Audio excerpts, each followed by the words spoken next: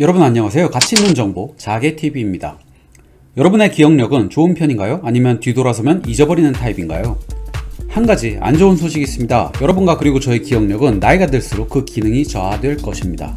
하지만 저는 가만히 앉아서 기능 저하를 쳐다보다 죽고 싶진 않습니다. 마흔을 위한 기억 수업이란 책을 보면 기억력은 나이가 들며 감퇴한다고 합니다. 그러나 이런 경우 있죠. 왜? 그 사람 이름이 뭐더라? 분명 기억은 나지 않지만 나중에 시간이 지나면 자연스럽게 기억이 나는 경우, 이것만 보더라도 분명 뇌 속 어딘가에 해당 정보는 존재함을 의미합니다. 또한 여러 연구를 통해 인간의 뇌 기억 용량이 우리가 느끼기보다 상당히 크다는 것이 밝혀지고 있다고 합니다. 우리에게 있었던 일들과 정보를 대부분 기억하나 그 정보를 원하는 타이밍에 끄집어내는 것에 문제가 있다고 보는 것입니다. 기억력은 이렇게 세분화할 수 있습니다. 인풋, 유지, 그리고 아웃풋. 우리는 이 아웃풋에 초점을 맞출 겁니다. 처음부터 아웃풋을 위한 인풋을 한다고 생각하십시오. 아웃풋이 많으면 우리가 말하는 기억력을 향상시킬 수 있습니다. 학생 시절에 영어 단어 어떻게 외우셨나요? 노트에 손으로 주구장창 쓰고 입으로는 말하면서 달달달 외우셨죠? 지금 무언가를 외우실 때 그렇게 하시나요? 즉, 우리의 노력 중 아웃풋이 부족하여 기억이 나지 않음을 암시합니다. 나이가 들수록 입력의 양보다 아웃풋의 양이 더 중요합니다. 고도 정보화 사회에서 정보는 많은 사람들에게 공평하게 주어집니다. 이제 중요한 것은 아웃풋, 즉 결과인 것입니다. 기억이라는 녀석에 대해 조금 생각해 보겠습니다. 여러분, 술을 마실 때 아니면 맛있는 식사를 할 때, 자동차를 타고 한여름에 신나는 노래를 들으며 산으로 계곡으로 바다로 놀러갈 때, 그때를 상기해 보시면 어떻나요?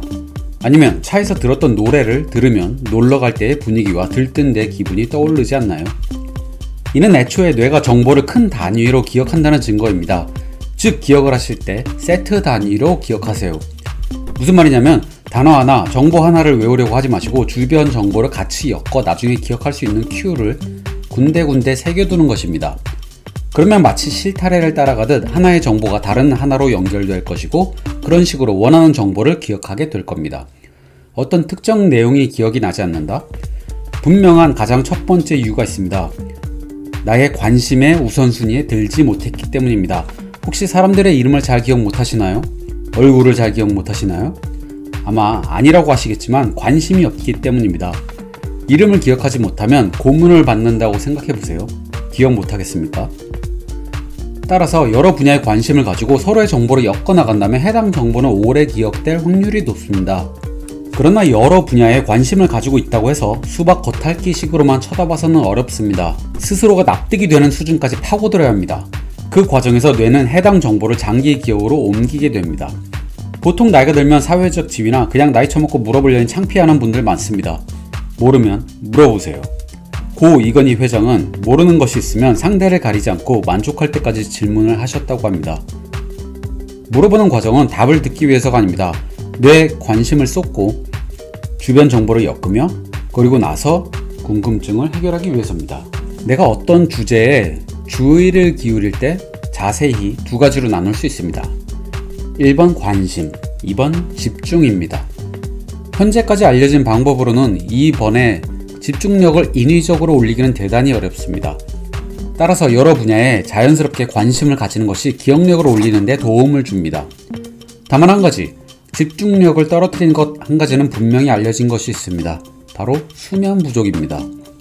적당한 수면을 취해 집중력을 유지하는 것은 좋은 전략입니다. 요즘 예능 볼 것도 별로 없는데 가능하면 나중에 주말 낮에 보시는 게 더 좋을 것 같습니다. 기억을 하는 형태는 두 가지가 있습니다. 의미형 기억과 에피소드형 기억. 의미형 기억은 주로 아이들이 사용하는 방식이며, 에피소드형 기억은 주로 나이가 든 어른들이 사용하는 방식입니다. 에피소드형 기억은 다른 말로 바꿀 수 있습니다. 스토리입니다. 마케팅 용어 중 스토리텔링이라고 들어보셨죠? 스토리는 우리 뇌가 작동하는 방식과 비슷하여 이해하고 받아들이고 감정이입이 쉽습니다. 즉, 겉으로 보이는 단어보다 실제 코어인 내용이 더 중요하게 받아들이는 거죠. 지식을 일에서 활용할 수 있는 사람은 이름이나 단어를 알고 있는 사람보다 어떤 이론인지 기억하는 사람입니다. 이론에 대해 어설프게 알고 있으면 출력할 때 말의 논리가 어긋나겠죠. 따라서 우리는 나이가 점점 들어가며 아웃풋, 즉 출력을 잘하는 사람이 되어야 합니다. 세트 단위로 기억하고 아웃풋을 위한 인풋을 하며 항상 여러 분야에 다양한 관심을 가지고 스스로가 납득이 되는 수준까지 파고드시기 바랍니다. 기억력을 높이는 가장 전통적이며 가장 오래 인류가 사용해온 방식을 잊지 마시기 바랍니다. 반복 연습. 쉽게 되는 일은 없습니다. 여름 대비 3개월에 몸짱 만드는 트레이닝이요? 그런 거 없습니다. 못 믿겠으면 해보세요. 죽어라고 하는데 죽어라고 변하지 않는 신체를 구경할 수 있을 겁니다.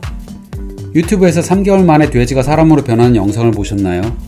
그런 사람들은 연 단위의 오랜 기간 동안 운동하다 어떤 이유로 인해 운동을 중단하고 많이 먹은 사람들입니다. 오랜 기간에 괴로움을 제공하고 대가로 얻은 머슬 메모리 효과라는 것입니다. 기억도 마찬가지입니다. 좋은 아웃풋을 할 수 있는 사람이 되셔서 사회 각 분야에서 인정받으며 행복한 삶을 살 수 있기를 기원합니다. 감사합니다.